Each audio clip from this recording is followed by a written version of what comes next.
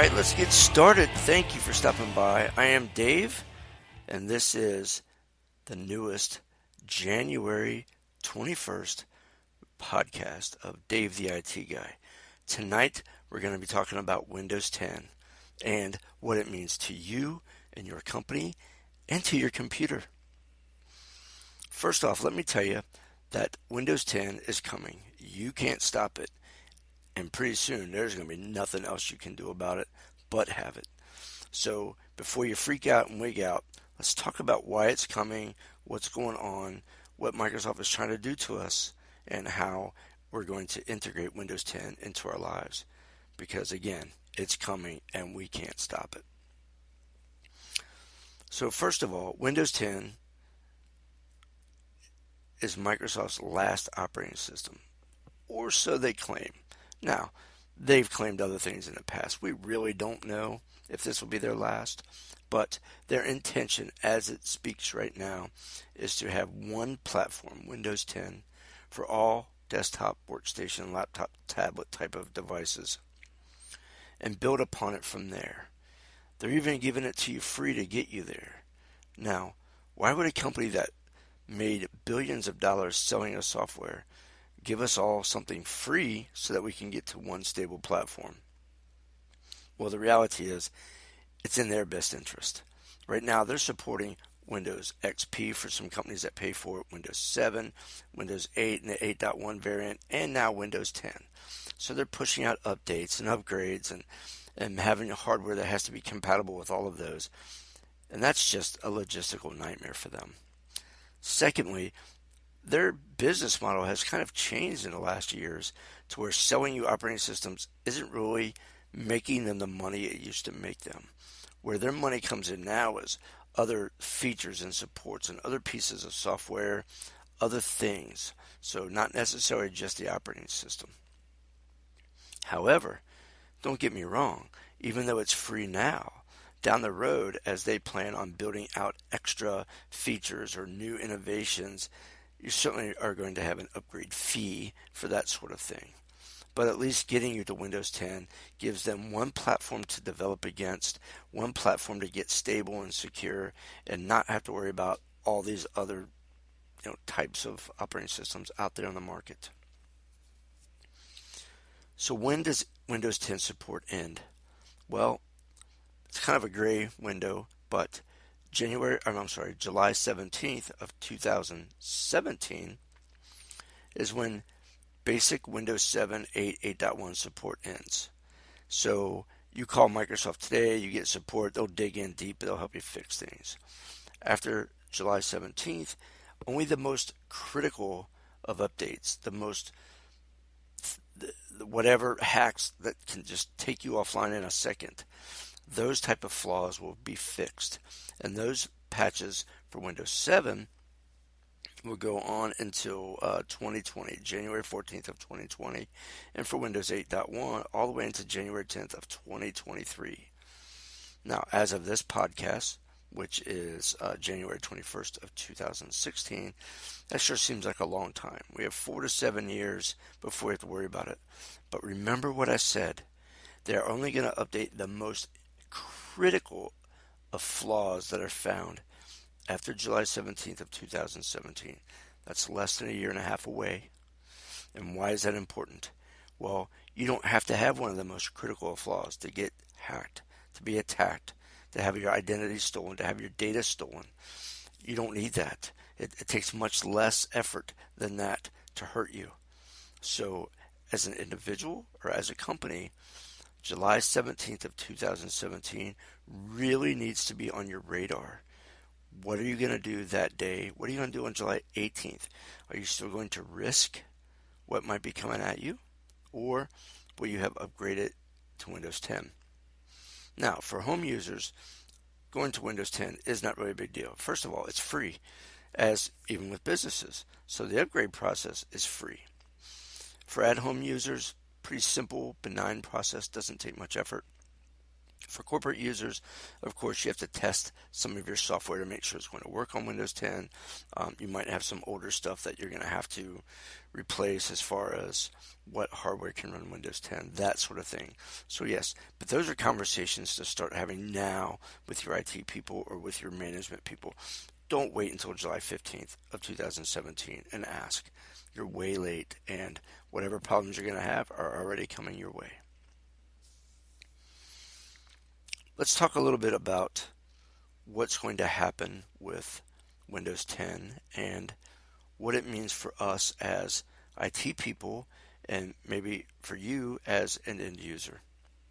For IT people, it means we have to plan changeovers. We have to test against software.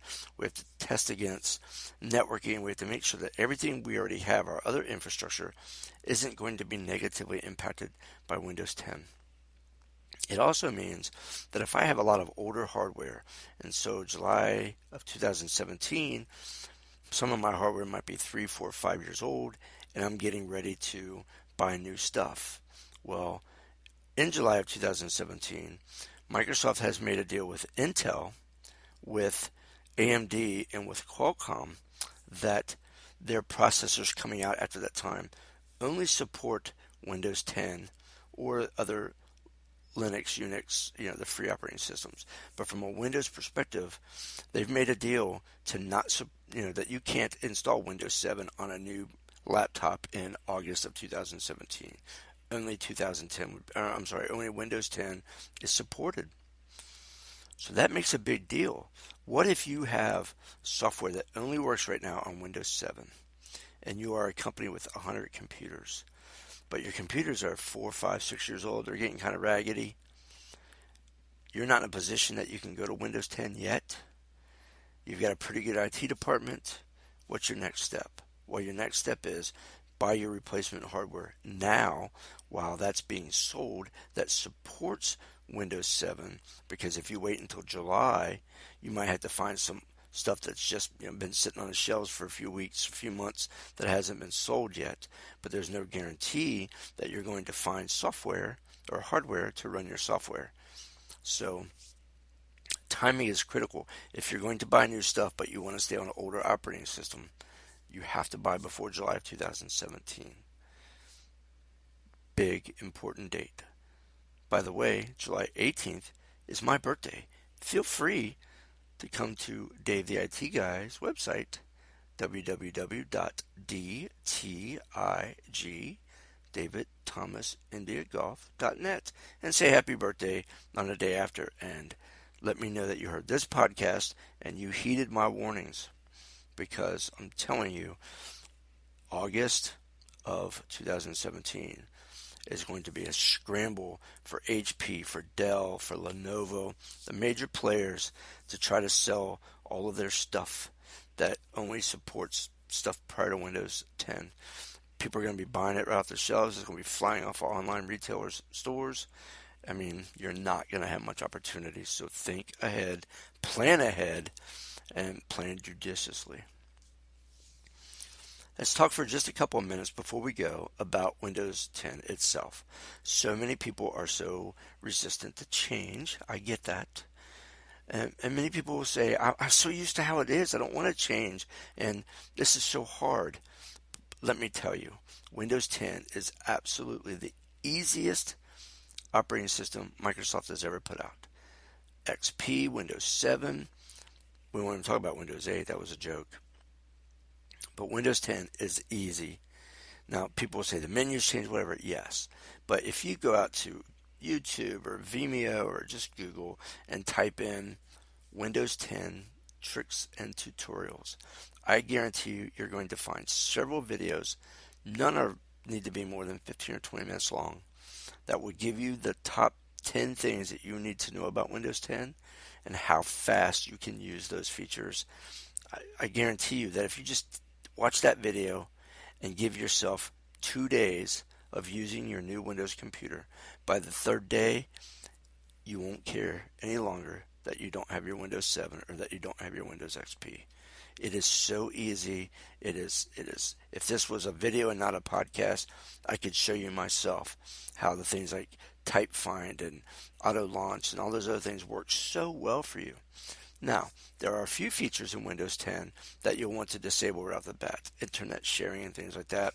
But again, these same videos, when you watch, top 10 things about Windows 10, I guarantee you all of them will talk about some of the features that you'll want to turn off. It's not that Microsoft was trying to trick you, but it certainly is that Microsoft was trying to use their new platform as what they call shared computing or combined computing power. So just take the time and look it up. You'll find Windows 10 has 3 or 4 things in there that are just terrible from a security perspective. Turn those things off. But it's got another 10 or 15 things that are great, much better than what you've probably used in the past, and will get you where you want to be very easily, very efficiently, and quite frankly, probably faster. So I want to say thank you stopping by. As you know, or if you've never heard my podcast before, I always try to keep things under 15 minutes. That way you can listen to this in the car while you're driving, on the bus, wherever you happen to be, and not waste too much of your time, but hopefully gain some valuable technical insights from my experience as a certified ethical hacker. If you've never visited my site or heard of me, I live in Cincinnati, Ohio.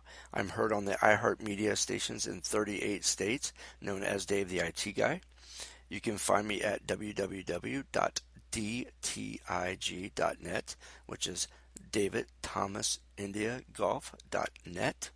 And you can also look me up on Twitter at DTigCincy. So that's at DTIGCINCY. Feel free to tweet at me, drop me a note and say hello. Visit my Facebook page, same name, Dave the IT Guy. Let's look me up. Happy to hear from anybody. Happy to answer your questions when I can. Happy to try to guide you down the right path when it comes to technology and security and just kind of doing the right things to make sure that your computing stays as happy as it can be. So again, thank you. I'm Dave the IT Guy. Until the next time, have a good day.